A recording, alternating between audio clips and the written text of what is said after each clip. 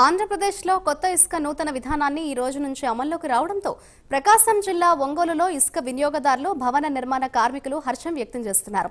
గత వైసీపీ ప్రభుత్వంలో ఇసుక రాష్ట్ర ఆదాయ వనరు అను పేరుతో దోపిడీ జరిగిందని, ప్రస్తుతం రాష్ట్రంలో నూతన విధానం ద్వారా నామమాత్రపు ధరకే టన్ను ఇసుకను సరఫరా చేయడం మంచి నిర్ణయమని చెబుతున్నారు.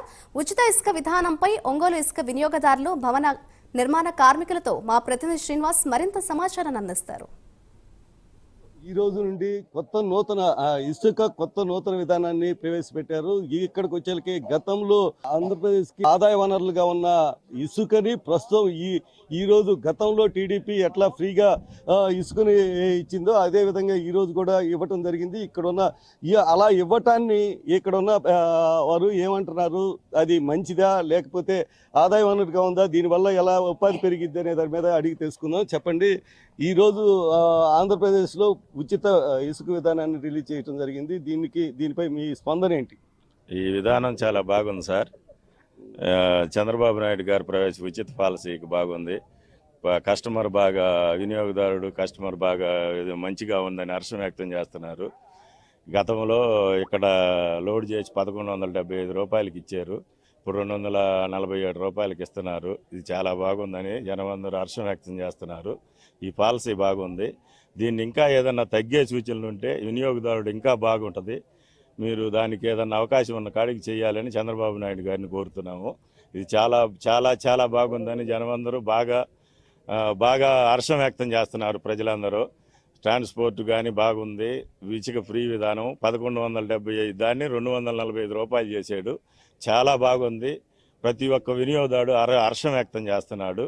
చాలా నెంబర్ 1 పాలసీ ఇది.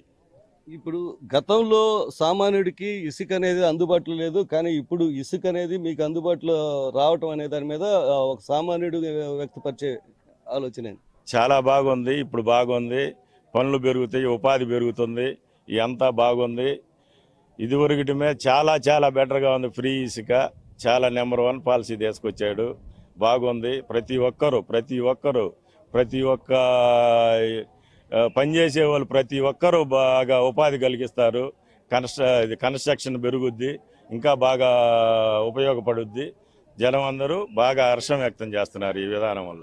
ఇప్పుడు ఆదాయ వనరుగా ఉంది. ఇప్పుడు దాకా ఇసుక అనేది ఆదాయ వనరుగా ఉంది, రాష్ట్ర ఆదాయ వనరుగా ఉంది. అలాంటిది ఇప్పుడు ఉచితంగా ఇవ్వటం వల్ల రాష్ట్రానికి ఆదాయం అనేది తగ్గే అవకాశం ఉంది. అయినా కూడా చంద్రబాబు నాయుడు ఫ్రీగా, అంటే ఎన్డీఏ గవర్నమెంట్ ఫ్రీగా ఇవ్వటం జరిగింది. దీనిపై మీ అభిప్రాయం? ఇప్పుడు ఇసుక అనేది ఆదాయ వనరుగా కాదండి. ఇప్పుడు ఈ సైకో జగన్ రెడ్డి వచ్చినాక కొండలు గుట్టలు ఖనిజ సంపదనంతా కొలగొట్టాడండి. ఇప్పుడు చంద్రబాబు నాయుడు గారు వచ్చినాక 10 రంగాల వాళ్ళు, ఇది సిమెంట్ వాళ్ళు అయితేమి, బేల్దారులు అయితేమి, కూలీలు అయితేమి, దీని మీద ఆధారపడే వాళ్ళందరికీ ఇలా ఉపశమనం కలిగింది. చంద్రబాబు నాయుడు ఉచిత పాలసీ అంటే మరి ఉచితంగా ఇవ్వకుండా ఈ టన్నుకు 247 రూపాయలు పెట్టేది. ఎందుకంటే మన రాష్ట్రం సంక్షోభంలో ఉంది కాబట్టి పెట్టడం కూడా కరెక్ట్. అది ఏదో ఒకటి ఖనిజ సంపద ప్రభుత్వానికి ఆదాయ వనరుగా ఉండాలి. మరీ ఉచితంగా ఇచ్చినా కూడా ఈ రాష్ట్రం ఇంత సంక్షోభంలో ఉంది. ఈ మహానుభావుడు చంద్రబాబు నాయుడు గారు దీన్ని గాడిలో పెట్టగల సమర్థవంత నాయకుడనే ఈరోజు 162 సీట్లతోటి జనాలు గెలిపించారు. ఇప్పుడు గతంలో ఇసుక దోపిడీ జరిగిందని చెప్పి ప్రచారం జరిగింది. నిజంగా జరిగిందా? జరిగిందండి, ఖచ్చితంగా జరిగింది. వాళ్ళ నాయకులే, వైసీపీ నాయకులే ఇసుకని కొల్లగొట్టారు. టన్ను 1150. వాళ్ళు ఇష్టం 1100 అంటే 1100, 1200 అంటే 1200 కట్టామండి. లోకడ మేము ఇల్లు కట్టుకున్నాము. 1150 రూపాయలు 1200 కాడికి ఇసుక కొన్నాము. ఈరోజు టన్ను 247 రూపాయలు ఇసుక చంద్రబాబు నాయుడు అలా ఉచితంగా ఇస్తున్నాడు. ప్రజల పక్షపాతి చంద్రబాబు నాయుడు గారు. అలా మన డీజే గారు కూడా ఇక్కడ సామాన్యులకు ఏ అవసరాలు ఉన్నాయో అవసరాలు తీర్చే నాయకుడు మన డీజేఆర్ గారు, అలా చంద్రబాబు నాయుడు గారు. నూతన ఇసుక పాలసీపై మీ అభిప్రాయం చెప్పండి. ఇంతకుముందు గవర్నమెంట్లో ఒక పేదవాడు ఇల్లు కట్టుకోవాలంటే మినిమం ట్రాక్టరు 5500 పడుతుంది. 4500 నుంచి 5000 వరకు పడేది. ఇప్పుడు ఈ ఉచిత ఇసుక విధానం వల్ల చంద్రబాబు నాయుడు గారు 247 రూపాయలు పర్ టన్ పెట్టారు. పేదవాడు ఒక 1500 రూపాయలు ట్రాక్టర్ బాడుగుతో పోని 1500, 1000 రూపాయల నుంచి 1500 లోపల ఇసుక తీసుకుని సక్రమంగా కట్టుకునే అవకాశం దొరికింది.